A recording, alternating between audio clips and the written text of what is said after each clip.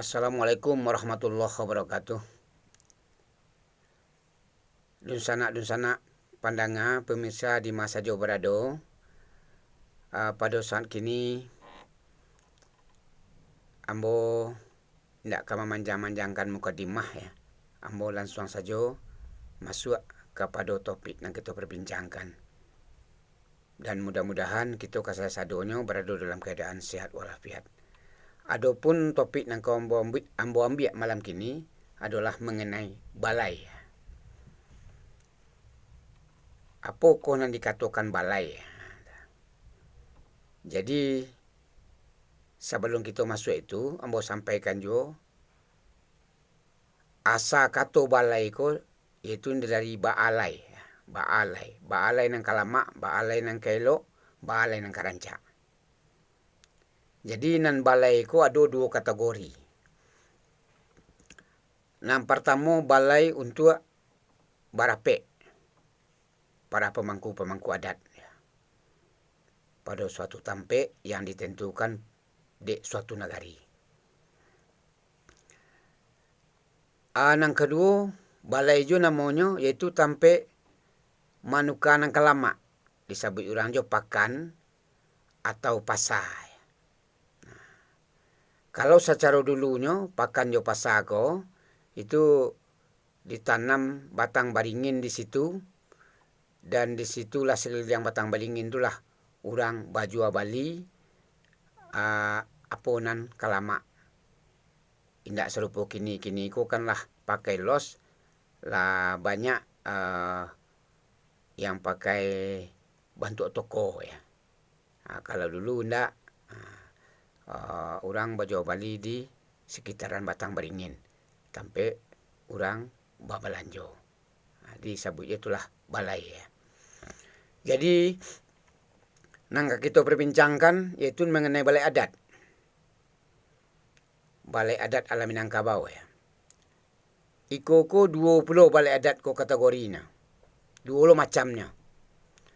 Yang pertama disebut Medan Nambalinduang. Yaitu nan batok ya. Batok Bagonjong. Itu sebut namanya Medan Nambalinduang. Dan ada pula nan babatu kerajaan namanya. Artinya ada di tampek nan lapang dan di sekeliling biasanya tu berada di tengah-tengah perkampungan, di tengah-tengah negari. Supaya orang mudah menjangkau ke situ ke sadona. Jadi di situ tu hanya batu sandaran batu kerajaan ya. Di para penghulu atau pemangku-pemangku adat yang ada dalam negari itu rapik di situ, dan tampek bataduhnya itu ditanam loh batang baringin sebagai lambangnya di situ. Jadi di situlah orang bataduh apabila hari paneh. Itu disebut Medan Namba Paneh namanya. Kemudian Medan Nambalinduang. Medan Nambalinduang atau balai nan Bagonjong Cako itu adalah 3 macamnya. Yang pertama balai adat Koto Piliang namanya. Kelarasan Koto Piliang. Artinya orang nama makai adat Koto Piliang. Dan biasanya balainya itu selain dari Bagonjong itu ujung ke ujungnya itu ada banjuang namanya. Artinya batinggian. Kira-kira 2 janjang lah, 2 tingkek batinggian. Lebih kurang segitu tu biasanya kebanyakan di orang. Karena adat Koto Piliang ko bapucuk bulik baurek tunggang. Jadi kalau kita mencaliak ke suatu negari, dicaliak negari itu di balai nado di negari itu serupa itu berarti di daerah itu orang memakai adat Koto Piliang. Baik itu rumah gadangnya, rumah adatnya itu tu batingkah pula. Pakai anjuang pula. Ada batinggian arah ke kamar tu kira-kira salai papan ya. Jadi samu bantuannya jo balai sekau. Kemudian Adolo kelarasan bodi ceniago. Itu balainya data, nak ada pakaian juang tu dah. Data sampai kau juang. Sebab duduk orang tu sama rendah, tagak orang tu sama tinggi. Itulah balai secara kelarasan Kota Peliang dan kelarasan bodi ceniago.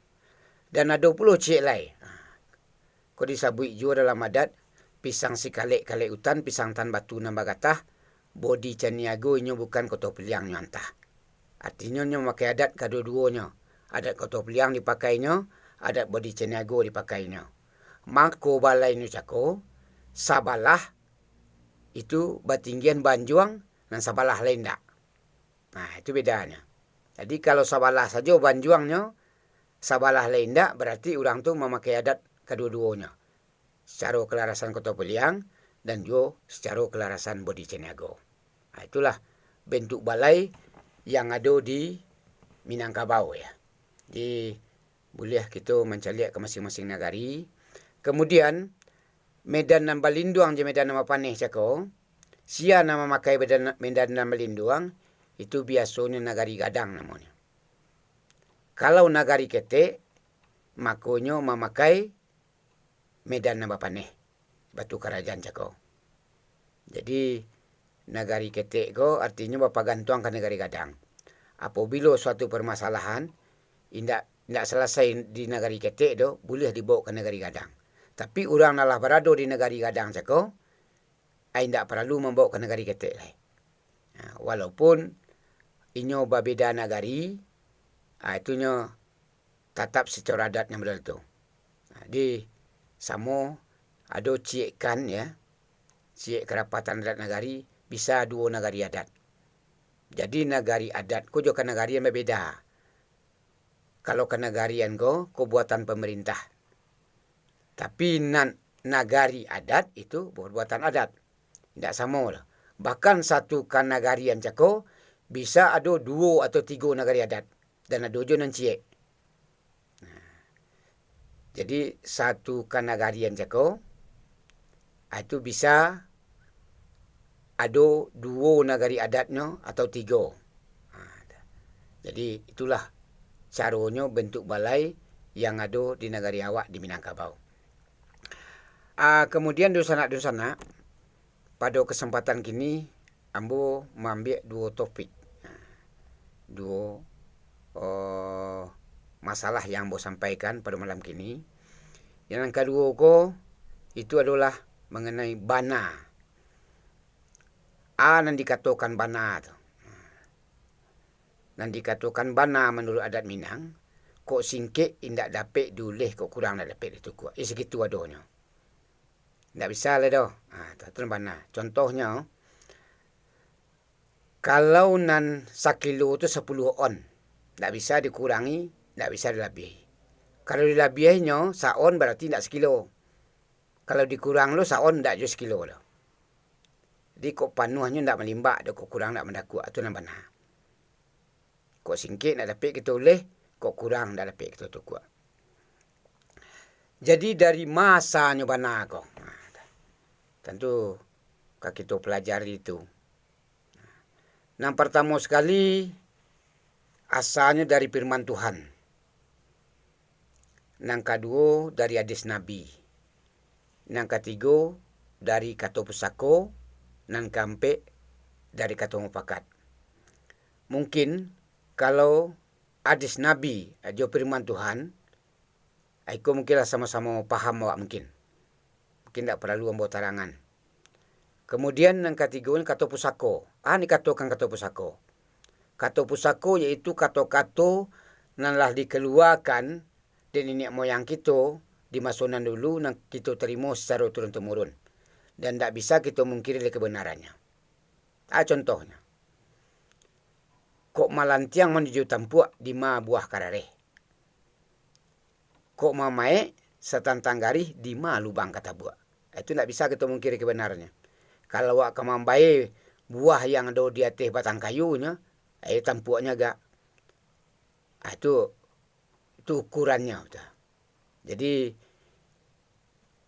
lah tak bisa kita mungkiri lah. Apa yang disampaikannya Dek nenek moyang tu namanya kato pusako. Kemudian nang kampe kato mufakat, iaitu kato-kato yang kita mufakati bersama-sama secara musyawarah ya. Jadi dasarnya kama mufakat yang kita ambil cako, indak batantang jo nanti go di ateh. Indak batantang nanti go di ateh do, itu baru bisa diambil mufakatan. Tapi kalau batantang jo firman Tuhan, batantang jo hadis Nabi, itu ndak bisa kita mufakati. Itulah secara wanunya asa dari bana cako. Kemudian dima bisa tabiknya bana. Yang pertama sekali dipikir beli tu hati. Nan keduanya iaitunya nanang bari buaka. Nang ketiga ani yang lu bicara. Nang kampe dek sabar bana mendatang. Jadi kalau indak jo pikir do, indak direnung do, tu indak mungkin katabik bana cakap do. Dan bitujo urangan yang tu beribu akanya, nanang tu beribu akanya. Jadi situlah tabiknya bana cakap. Kemudian urang nan sabar. Urang nan indak sabar, indak akan datang kebenaran kena. Itu mangkonya tanda-tanda orang yang berilmu itu sabar. Sedih suluh padam tarabo-rabo. Nanang bari buaka dek sabar pada datang tanang ulu bicara. Jadi situlah tabiknya kebenaran bagi seseorang. Kalau tidak terpakai sifat itu, susah untuk akan mendapatkan kebenaran. Itu tabiknya mana ya. Kemudian Ba'a pula, awak bisa jauh daripada kebenaran tu.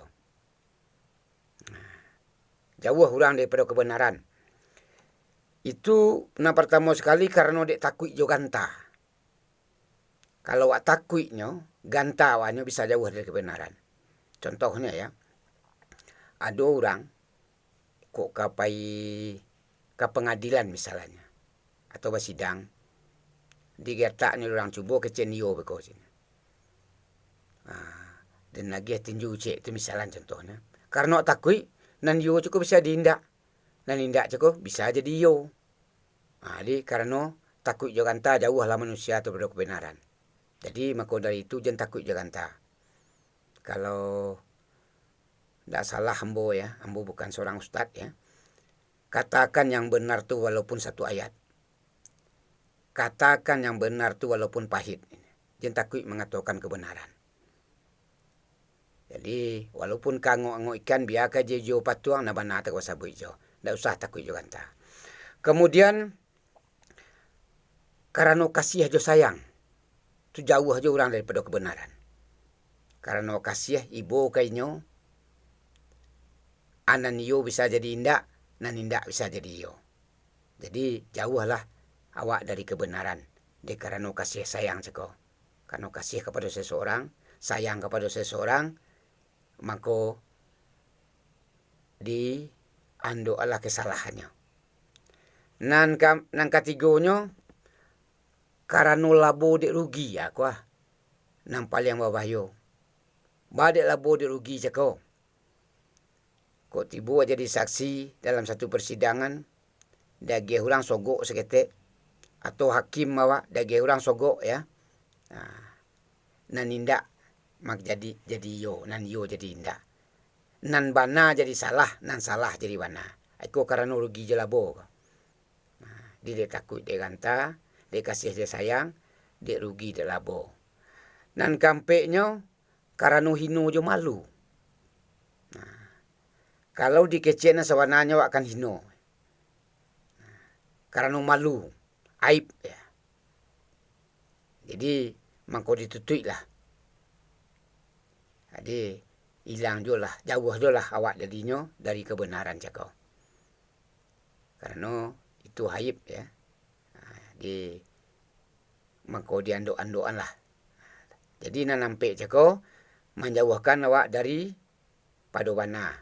Pertama dia takut jo ganta, dia kasih jo sayang, dek labo je rugi, dek ino je malu. Jauh daripada kebenaran. Kemudian ada pula yang menghilangkan bana. Hilang kebenaran dia. Dia sebabnya ko, dia awak banyak berkata-kata, tu hilang kebenaran.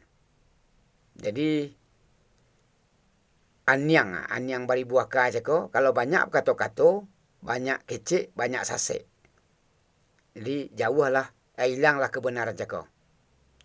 Kemudian ada pula, kurenah kata-kata namanya. Kurenah ko kan